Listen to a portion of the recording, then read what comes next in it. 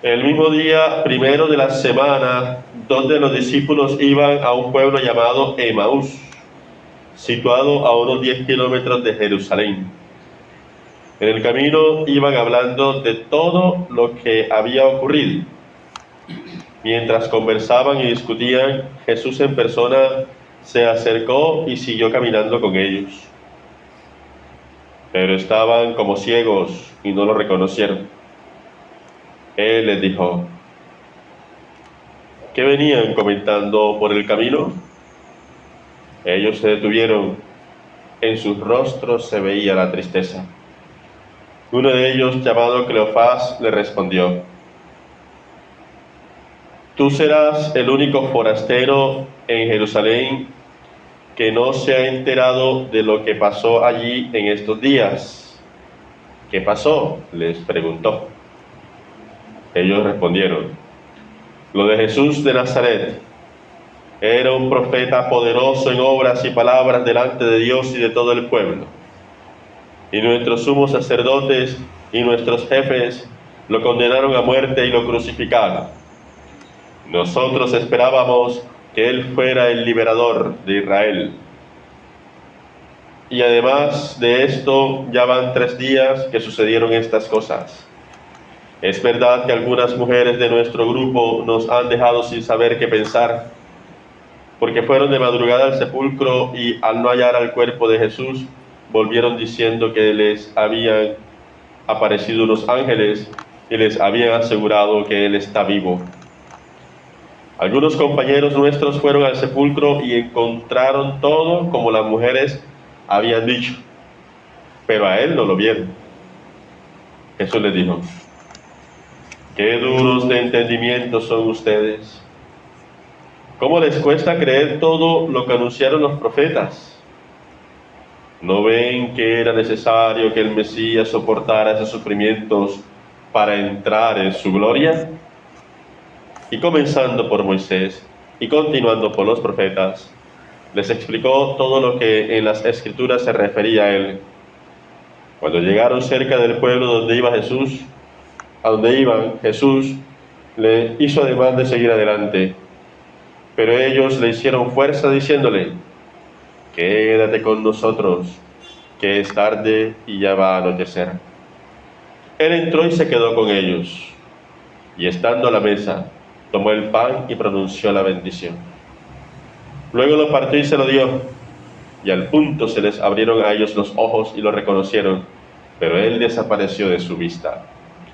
Entonces se dijeron el uno al otro: ¿no es cierto que a lo largo del camino iba Él encendiendo el fuego en nuestro corazón con sus palabras a medida que nos mostraba el sentido de las Escrituras? En ese mismo momento se pusieron en camino y regresaron a Jerusalén. Allí encontraron reunidos a los 11 y a los demás compañeros que estaban diciendo: es verdad, el Señor resucitó y se apareció a Simón. Ellos, por su parte, contaron lo que les había pasado en el camino y cómo se les había dado a conocer al partir el pan. Palabra del Señor. Gloria a ti, Señor Jesús. Ven, Espíritu Santo, llena los corazones de tus fieles y enciende en ellos el fuego de tu amor. Envía a tu Espíritu y se hará una nueva creación y renovarás la faz de la tierra. Oh Dios, que has instruido los corazones de tus fieles con la luz de tu Espíritu Santo, concédenos que sintamos rectamente con el mismo Espíritu y gocemos siempre de sus divinos consuelos. Por Jesucristo nuestro Señor. Amén. Espíritu Santo, ilumínanos y santifícanos. 4 escenarios en los que se manifiesta Cristo resucitado. Primero, la vida. En el camino de la vida, vemos que estos 2 discípulos, uno llamado Cleofás, el otro anónimo, al menos no se menciona su nombre aquí, pero que algunos dicen podríamos identificarnos en él a cada uno de nosotros, que van camino a Emaús, donde seguramente viven. Después de haber vivido una experiencia de discipulado con Jesús, y como bien lo dice el texto, en una en una actitud de tristeza, fruto de la frustración, por lo que vienen comentando, ¿no? Que esperaban que este fuera el liberador, pero ya han pasado algunos días. De hecho, incluso saben que algo ha pasado, que el sepulcro está vacío, que no lo han encontrado, pero aún así la tristeza no les deja ver, por eso dice estaban como ciegos, porque no les deja ver. Ese ver hace alusión a la fe, no les deja creer que Jesucristo verdaderamente está vivo. Y eso somos nosotros en el camino de nuestras vidas, con nuestras alegrías y con nuestras tristezas, con nuestros afanes, con nuestras luchas, con nuestros gozos, con nuestras expectativas, con nuestras frustraciones, con todo lo que hace parte de ello. Y ahí se manifiesta el Señor. Dice el texto que prácticamente se les puso al lado, ¿no? Comenzó a caminar con ellos. Jesús es el caminante, el que camina con nosotros en cada acontecimiento. Pero es fundamental que nuestros ojos estén en capacidad de verlo con la luz de la fe. Y por eso tenemos que creer que Él está vivo y que se manifiesta en cada acontecimiento. Así lo va a decir la Dei Verbum, que es un documento del Concilio Vaticano II que habla sobre la revelación, es decir, Dios que se nos manifiesta. Y va a decir la Dei Verbum que el Señor se manifiesta de muchas maneras. La palabra, los sacramentos, pero donde se manifiesta de forma ordinaria es en los acontecimientos. Y por eso pienso que debemos aprender esa actitud de fe. Aprender a ver a Jesús en cada acontecimiento que cada día vivimos, bueno o difícil. Al final vamos a ver cómo el Señor va a transformar esa tristeza en alegría, cómo va a transformar esa ceguera en luz. Se les abrieron los ojos, dice al final. Pero para que esa transformación acontezca es fundamental que podamos nosotros tener conciencia de eso, que Jesús está vivo y que se nos manifiesta en cada acontecimiento. Entonces no vayas despistado, no te despistes hoy en el día, porque Jesús se te va a manifestar en cada cosa que vives, incluso en la dificultad, en un momento difícil, sobre todo ahí va a estar el Señor presente. Segundo escenario, la palabra, como ahora lo estamos haciendo. ¿Cómo seguramente debe estar ardiendo nuestro corazón? Al final ellos lo decían, ¿no? Cómo ardía nuestro corazón cuando nos explicaba la palabra. Jesús se manifiesta en su palabra. En su evangelio glorioso se manifiesta. Porque allí nos habla el Señor. De hecho, la liturgia utiliza este signo de la proclamación del evangelio. Nos colocamos en pie. ¿Por qué? Porque es la palabra de Cristo resucitado. Si ustedes se dan cuenta, las primeras lecturas y el Salmo lo escuchamos sentaditos como discípulos. Pero ¿por qué ante la proclamación del evangelio nos ponemos en pie? Porque la liturgia nos dice que nos va a hablar Jesús mismo a través de ese evangelio. Que el evangelio es la voz de Cristo resucitado. Y así acontece en nuestra vida. No podemos pasar un día de nuestra vida sin encontrarnos con Jesús en la palabra, sin meditar el evangelio, sin meditar su palabra, porque ahí ciertamente nos habla el Señor y nos hace arder el corazón.